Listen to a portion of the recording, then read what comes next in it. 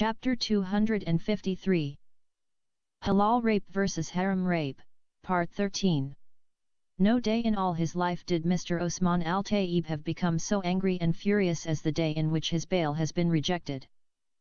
At the same day, he is informed by the police authority that he will be transferred to Khartoum for police interrogation for his involvement in Firda's murder. Besides that, he is told by his lawyer that the last hearing of the innocent girl's trial has been scheduled to take place after a couple of weeks. For that reason, his transfer is postponed until the trial in question is over. His lawyer predicted that his sentence in the innocent girl's trial will be lighter as compared to his sentence in the murder of his fourth wife. Other factor which also contributed to the troubling of the old man's heart is the escape of Intisar. For in that very same day, Duma and his men returned from their 1-month search for Intisar in the cities of Khartoum, Wad Madani, Kassala, and their suburbs. They reported that all their efforts are in vain. The last coincidence which also contributed to the trouble of Mr. Osman Al-Taib's heart is the release of Sami and Salah in the same day. The angry old man had called his son Mustafa, Hassan Mahjoub al-Hilali, and Duma for a quick decision to be made. "I don't bother how you will do it," shouts the furious old man, "you have to dig the earth and bring out that girl and hand her over to her husband. I hold you all responsible for her escape. The only way to find her will be through Sami and Salah. My 2 men are right there keeping an eye on them," says Duma. "I don't trust you and your men anymore. Did she not walk out of her house before you and your men?" "Father," says Mustafa, "give him more chance. I know Duma is trustworthy man. He had done many works for me before and he had done them very well. I will give him another 1 more chance only, if he can supply us with more efficient men to work with him. That is of course I can do. I heard that Abu Shakura has recently been released from jail. I know he is specialized in this kind of job," says Duma. "That is good. Get hold of this Abu Shakura and add him to your men," says Mustafa. "No sir. Abu Shakura is not so small to work under a boss. He is a leader himself. He will like to do his job separately with his men. Well, it is up to you. Let him start the job today." "Listen," says the old man, "I will prefer that you should split the job between you and that Abu Shakura. I know Sami and Salah have brains in their heads. They will try to oversmart you. So, each team should handle one of them." "That is excellent idea. It will make the job easier for us. I will handle Sami and give Salah to Abu Shakura. Now this is what to do if you find that girl. I want you to deliver her to her lawful husband Hassan at the African Hotel in Kassala city. You Hassan be ready and act as a man. As soon as that girl will be brought to you, do your job as all husbands do to their wives in their honeymoons. After all, no man will be sent to jail for raping his wife," says the evil old man. "Well," says Mustafa, "Hassan is not a small boy. He knows what to do if Intisar is brought to him in his hotel room. Don't worry, Uncle Osman. I will not disappoint you. I will handle her very well when is brought to me. Now Duma, go ahead and bring your Abu Shakura and resume your work," says Mustafa. "In less than 1 hour Abu Shakura and his men will be in their watchtower," says Duma happily. "Wait a minute," says the wicked old man thoughtfully. "I have one thing to add to our plan.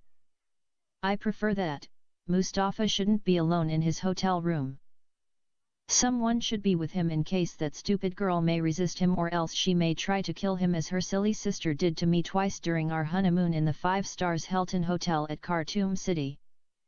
"But father," says Mustafa worriedly, "no man in the whole world will agree to have another man inside his hotel room during his honeymoon."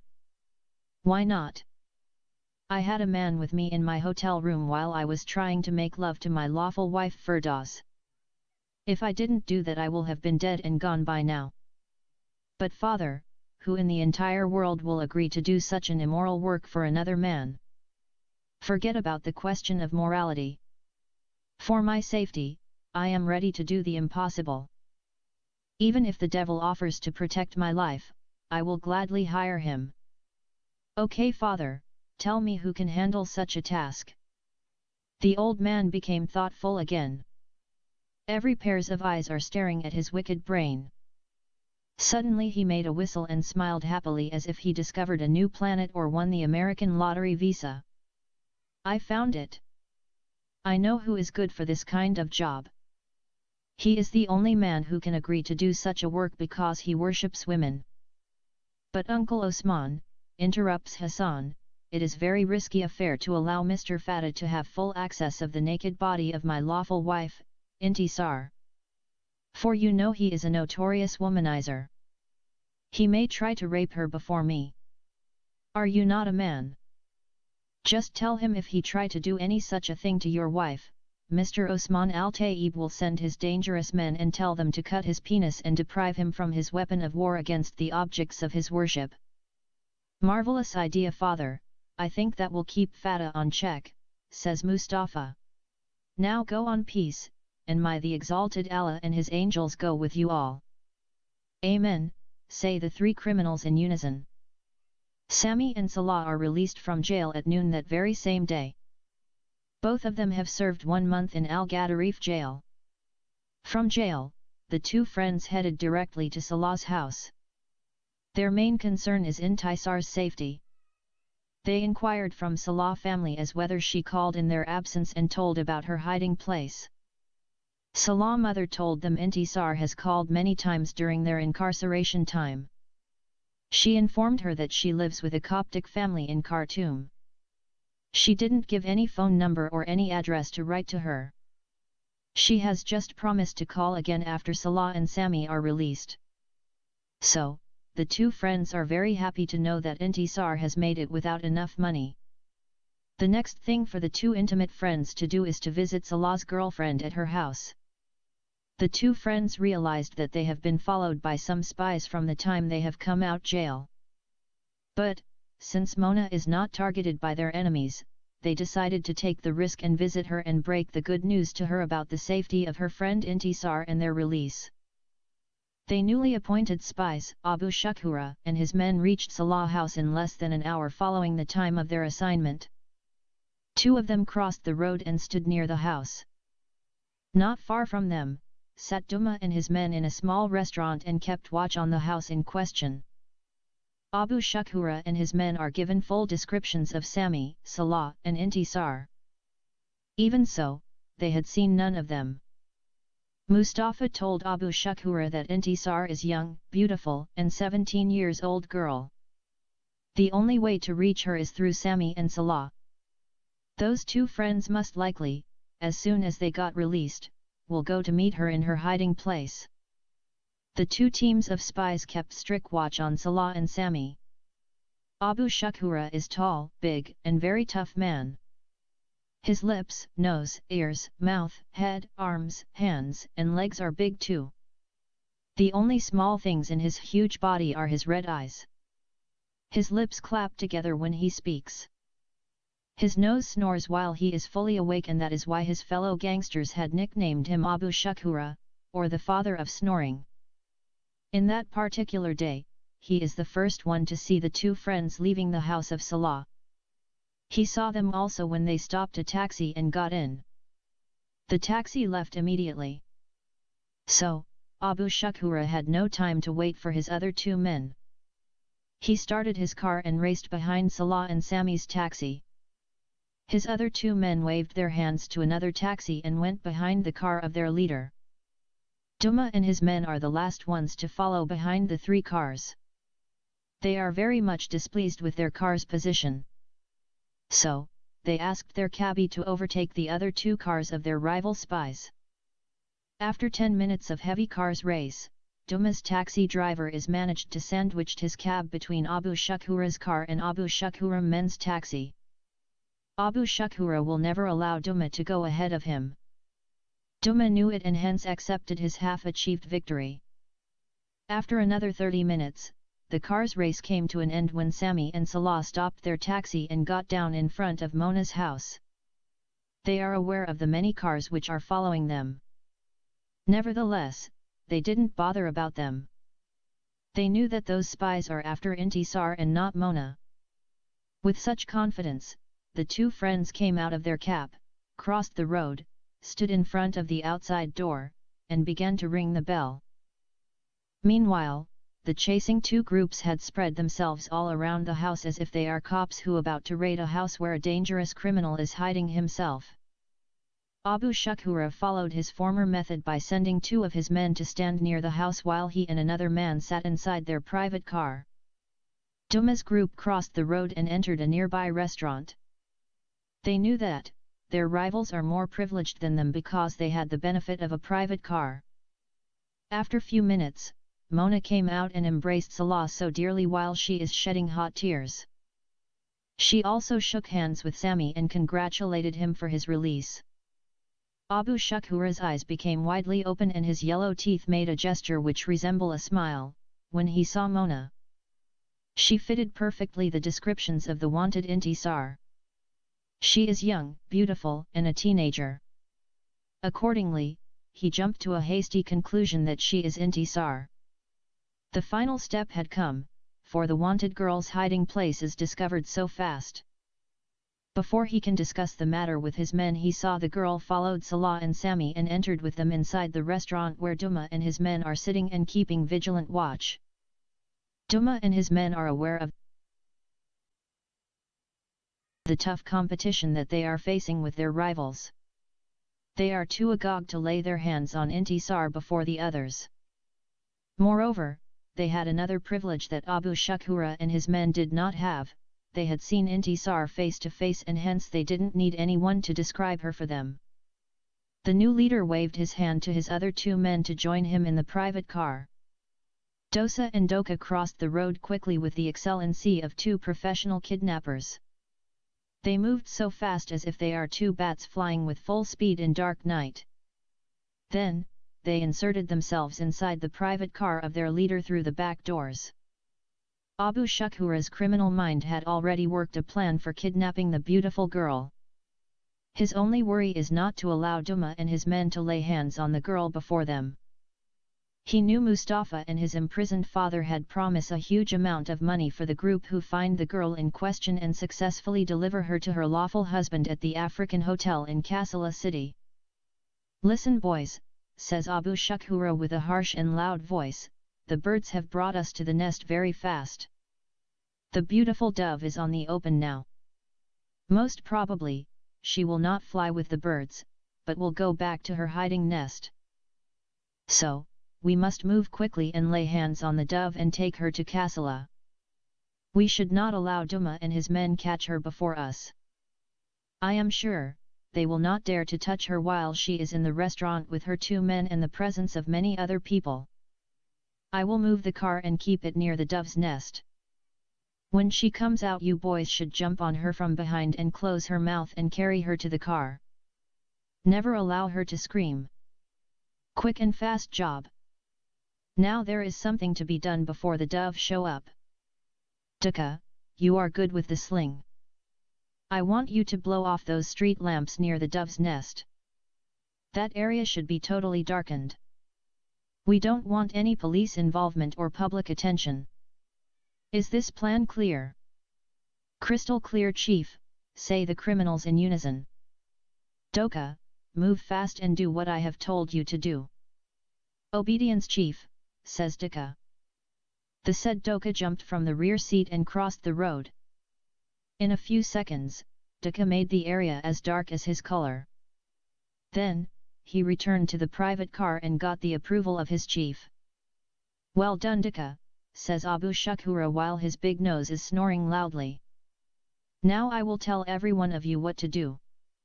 Dosa will be handling the car. Doka and Borma will come from behind and take the dove. You boys have to be gentle in handling her. No twisting of hands or breaking of legs.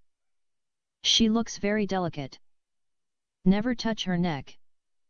You guys have rough hands and you might break her neck if you touch it. I will never spare any one of you if such an incident occurred. So, you have to be careful. When she is inside the car, I will put blast on her mouth and tie her legs and hands. Dosa will drive the car towards the highway. We will be heading to Kassala. That is where the bride will spend her first wedding night with her man. As soon as we reach the highway, I will switch seats with Dosa and then I will fly the car to our final destination. We must land in Kassala in less than the usual time. Clear, boys? Yes, chief, say the three evil men in unison. Abu Shakhura made U-turn and parked the private car near the house of Mona. After half an hour, Salah and Mona walked out of the restaurant holding their hands together, followed by Sammy. The three good friends crossed the road and began to walk slowly towards Mona's house. After few minutes, Salah and Sammy stopped a cab and then shook hands with Mona and left.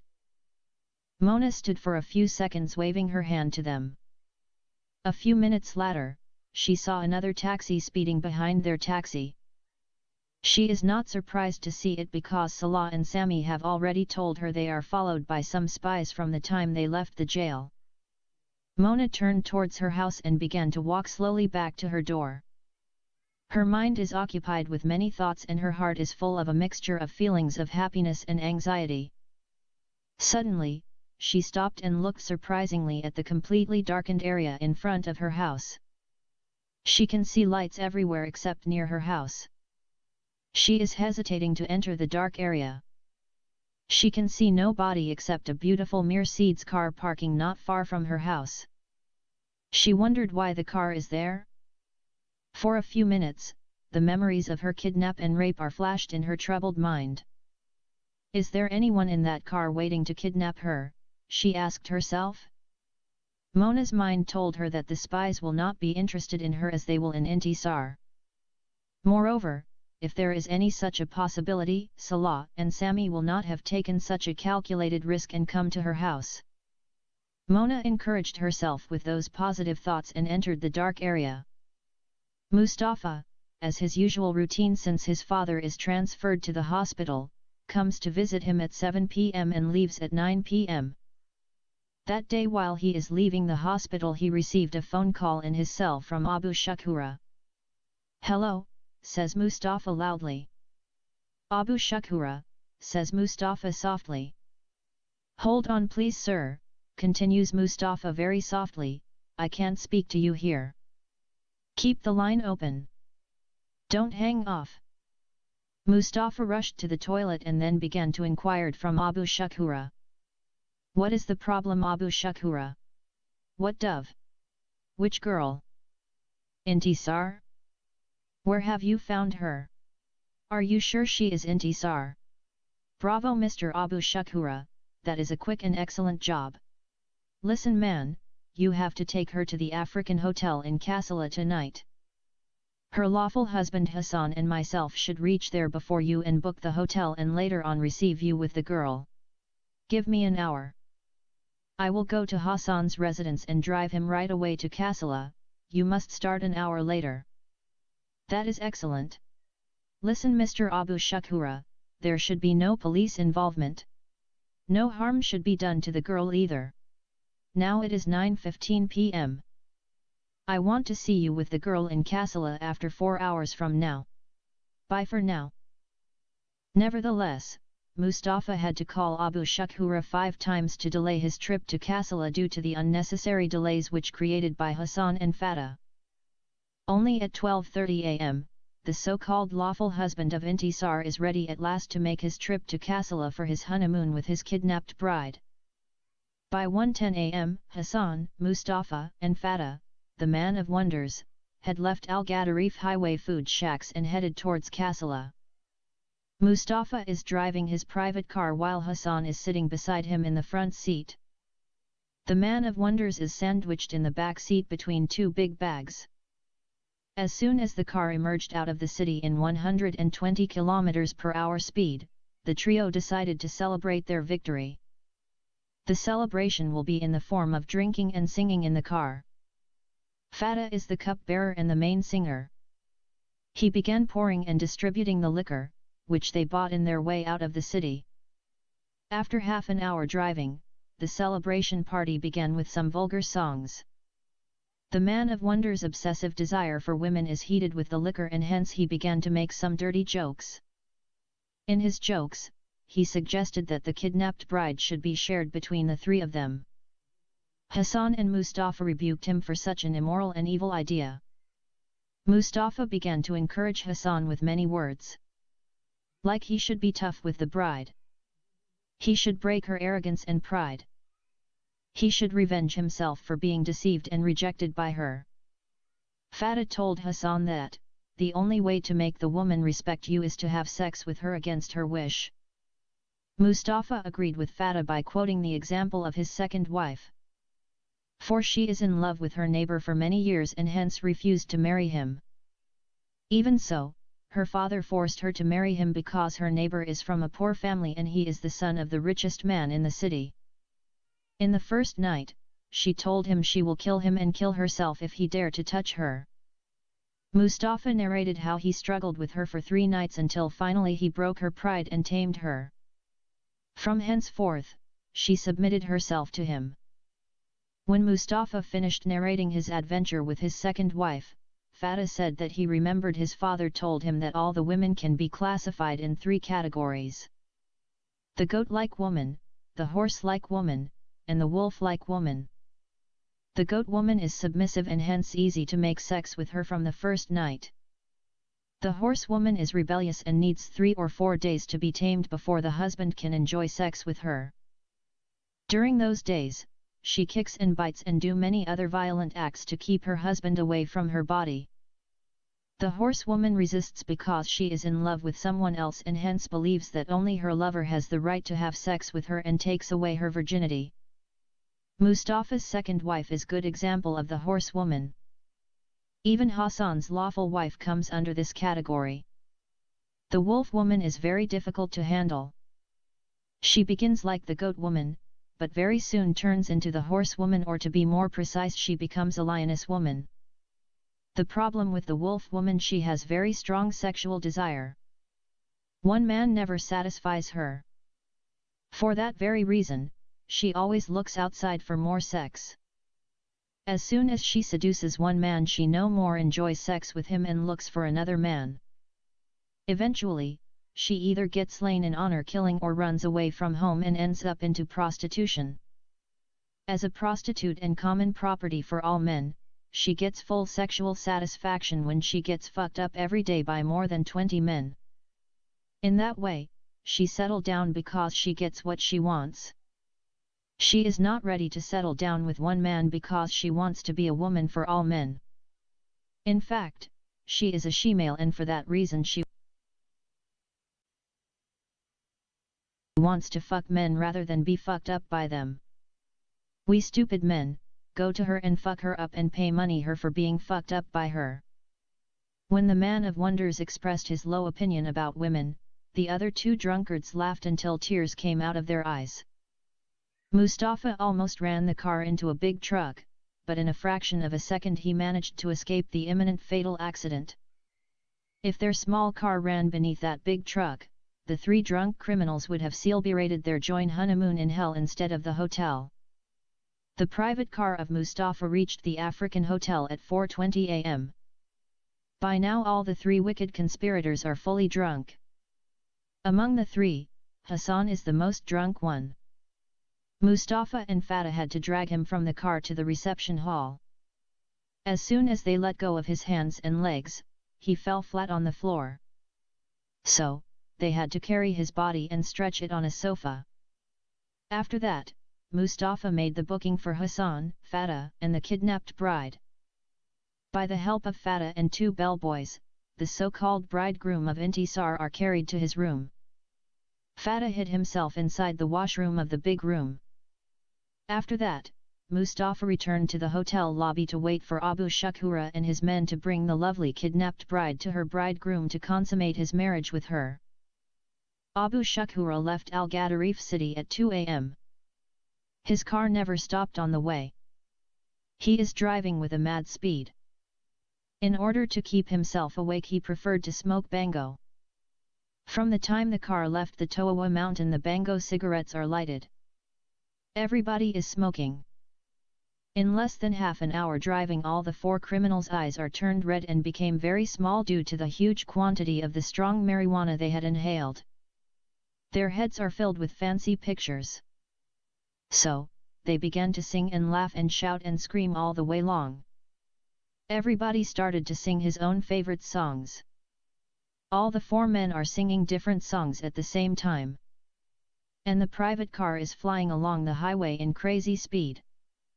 Abu Shakura is able to reach Kassala in less than 3 hours. A speed which will have been considered a breaking record if he is not under the effect of drugs. At 4:30 am, Abu Shakura slowed down for Kassala Highway Police checkup. Usually the checkup will not take more than a few minutes. Many times, the policemen didn't bother to come out of their office, especially when it is in such an earlier hour of the morning. They will just wave their hands for the car to proceed. In most of the cases, the policeman will be fast sleeping when the car turned from the highway and entered the city street. Besides that, most of the policemen do not know what to check for. So, they will simply come and look at the driver's face and tell him to proceed. That day, the policeman came out of his office and walked slowly towards the car. When he reached it, he switched on his torch light on the driver's face. He didn't see anything to attract his attention about the driver. In fact, he regretted to have come out and seen such an ugly face, which will be a sign of bad omen for his new day. So, he lifted up his hand and about to wave the car to proceed. But, suddenly something strange flashed in his sleepy mind. How can such a man drive such an expensive private car? He will have settled to any explanation if he can see among the other 3 men any rich man. The other 3 faces confirmed his doubts that the car might be a stolen vehicle. He saw very clearly are written with capital letters on their faces that they are crooks and jailbirds. The policeman bent forward and demanded the driver's license and the vehicle's registration paper. Abu Shakura pretended to be searching his pocket for his license. The policeman spotted the car's papers as hanging out of the car. He focused his light on it and read it. He knew the car belongs to a man by the name of Abdul Mutal Shakir, a resident of the city of Wad Madani. He then asked Abu Shakura to come out of the car and identify himself. Abu Shakura remained seated inside the car. The policeman screamed loudly for him to step out of the car. Abu Shakura knew that if he didn't act fast, the other cops will come out of their office with their machine guns and block his escape. So, he lifted up his right hand and brought it with all his might down on the cop's face. The blow is so powerful that the cop is literally airlifted and flew for some time and landed 2 meters away from the car. Even if the cop had been slapped by a lion, he wouldn't have fallen that far. Immediately, Abu Shakura shifted his foot from the brake and slammed it hard on the gas. The engine made loud sound before the car emerged out of the police checkup office like a fired surface-to-surface missile and flew towards the city. When the other cops saw what had happened to their fellow policemen, they came rushing out of their office with their machine guns ready to fire.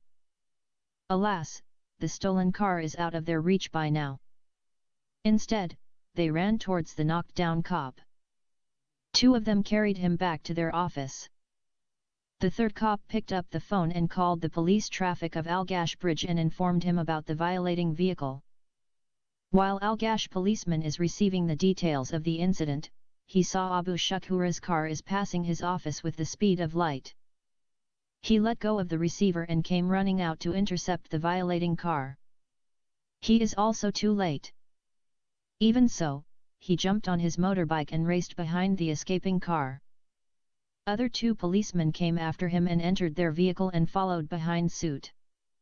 At that early hour, the streets of Kassala are empty of any traffic. The 2 cars and the motorbike are running in mad speed. If any creature, human or animal, happen to be out in the streets, he or it will be rammed down by the stolen car, the motorbike, and the police vehicle. Luckily no such fatal accident had happened. The cops are so mad and each one of them decided either to kill the offenders or kill himself, but no possibility of an escape will be allowed by them. The cop on the motorbike is able to see the violating car when it turned out of the main street and headed in the direction of the main market. When he reached the turning point, he can see no more any car. He continued to drive fast in the empty road. He heard the other police car is racing behind him in crazy speed. He knew if he doesn't move his bike out of the way, the other car will hit him. He turned out of the road and hit the brake at the same time. His motorbike turned around in circles 4 times before it threw him 10 meters away. He felt he is lucky enough to escape being killed by a friendly fire of the other 2 angry cops. The police vehicle passed him like a ground-to-ground fire missile and stopped a couple of blocks away. The 2 cops jumped out of the vehicle and ran to their fallen fellow cop. Instead of assisting him to stand on his feet, one of them shouted at him angrily, "Where is the bastard?" "He shook me off, sir," replied the fallen cop. "You mean to tell me the ground has opened and he drove in?" said the third cop angrily. "Sir, I guess the car will be hiding somewhere in this area." "What about the big hotel?" said the third cop. "Yes, I guess that is the only place where someone can think to go to at this early hour of the morning," said the second cop. The 3 angry policemen decided to walk on foot to the African Hotel. It is 5 minutes away from where they left their car and motorbike. As soon as they entered the lane which leads to the hotel, they saw the escaping car and 2 men carrying a folded mat out of it. Other 2 men came out of the car also and followed behind them. The cops immediately ran towards them and ordered them to surrender themselves. The 4 men refused to surrender and rushed inside the hotel with the folded mat on their hands. When the policemen reached the hotel entrance, they saw another man join the escaping 4 men. "They are running upstairs." "Stop there or I will shoot," shouts one of the 3 cops, "Surrender and hands up." While he is shouting those words, he is pointing his revolver towards the fleeing 5 men. The other 2 policemen too pointed their revolvers at them. Mustafa is the first one to stop and turned back. He put his hands up and looked behind. Abu Shakura is at the other end of the group. So, he knew his chance of escaping is 0. He put his hands on his head and faced the cops. The other 3 criminals also surrendered themselves. The folded mat fell from their hands and is rolled down by itself. The 5 criminals are marched to a corner and ordered to kneel down on their knees and to keep their hands on their heads. "Turn towards the wall and keep your hands on your head. Any movement I will shoot in the head. Taha, go and open that mat. Be careful when you open it." The policeman Taha walked to the folded mat and touched it with shaking hands. "Sir," says Taha, "there is a dead body inside the mat. Open it and remove the dead body out of it." With shaking hands, Taha untied the ropes around the mat. All eyes are widely open to see the dead body. There are only 2 girls and 1 man in the reception. All 3 are shaking and jerking out of the fear of being shot by mistake by the angry cops. They are watching with great dread filling their hearts, the crime on progress. Taha slowly and fearfully began to pull out the dead body. First came the legs and followed by the stomach and the hands. At last, appeared a face of a young beautiful girl. Her eyes are widely open. Her mouth is closed with big blast. "She is alive, sir," shouted Taha. "Most probably, they have kidnapped her for someone to rape her in the hotel," said the second cop. "Remove that blast out of her mouth and let her speak for herself," said the first cop. As soon as the police Taha had removed the blast out of her mouth, Mona went into very loud screaming which woke all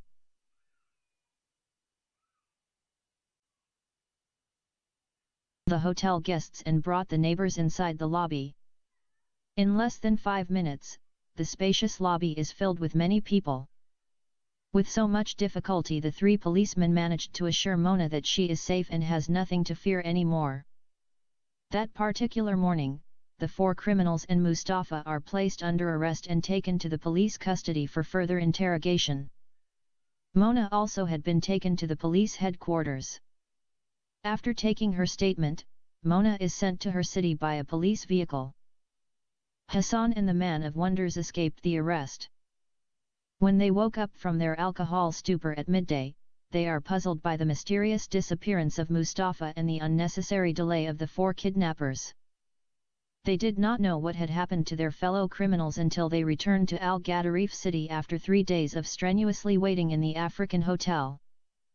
With sad face, the wicked old man told them that the police authority of Kassala jail had called him and informed that his son, Mustafa, is arrested at the African hotel under the charge of kidnapping of an innocent girl. According to the charge, Mustafa Osman Al-Tayyib had hired a notorious criminal by the name of Abu Shukhura Wad Al-Kalib and told him to kidnap for him a beautiful girl called Mona Salah al-Din from Al Gadarif city and bring her to him in his hotel room at the African hotel in Kassala city. Mustafa had fooled Abu Shukhura and his 3 men by falsely claiming that the girl is his lawful wife. When the old man finished briefly narrating the serious charge that had been laid against his eldest son Mustafa, he began to weep bitterly. He suddenly stopped weeping and looked seriously and with indescribable anger roared like an injured lion and said to Hassan, "I will never ever accept defeat. I want you and the other 4 spies to dig the earth and exhume out that accursed girl. Because of that bad girl, my beloved son, Mustafa, my 2 best friends, Haj Mohammed and Mr. Majub al-Halali, and myself went behind bars. Nevertheless, I will never give up until I find her and turn her life into a living hell. Moreover, I shall take full revenge on Sami and his evil friend, Salah."